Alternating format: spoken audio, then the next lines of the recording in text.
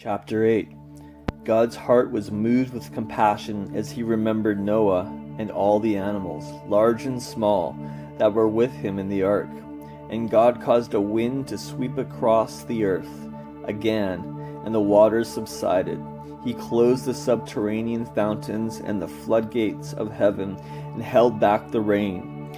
After 150 days, the floodwaters gradually receded from the earth, and the waters began to subside. And on the 17th day of the 7th month, the ark came to rest on the highest peak in Ararat. And the waters continued to recede until the 10th month.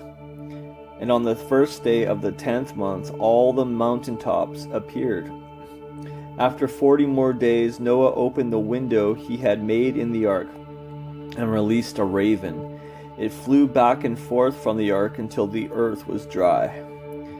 So then he sent out a dove to see if the waters had receded from the surface of the ground. But the dove found no place to rest. So it returned to Noah in the ark, because the waters still covered the face of the earth. Noah put out his hand and grasped the dove and put it back into the ark. He waited another 7 days and released the dove from the ark again. Before evening, the dove came back to him, and there in its beak was a freshly plucked olive leaf. So Noah realized that the waters had finally subsided from the earth.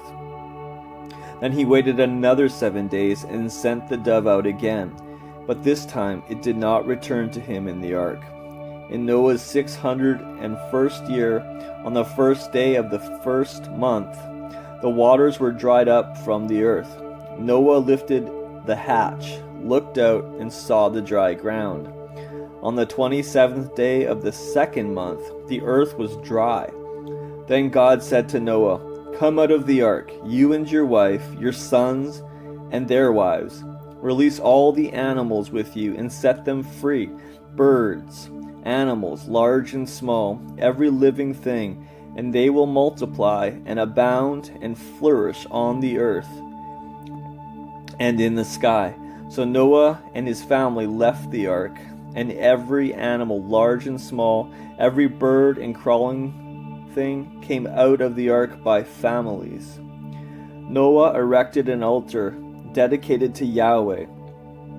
Then he selected ritually clean animals and birds of every species and offered them as burnt sacrifices on the altar. And when Yahweh smelled the sweet fragrance of Noah's offerings, his heart was stirred, and he said, "Never again will I curse the earth because of people, even though the imagination of their hearts are evil from their childhood. Nor will I ever again destroy every living creature as I have done. I promise this. As long as earth exists, there will always be seasons of planting and harvest, cold and heat, summer and winter, day and night."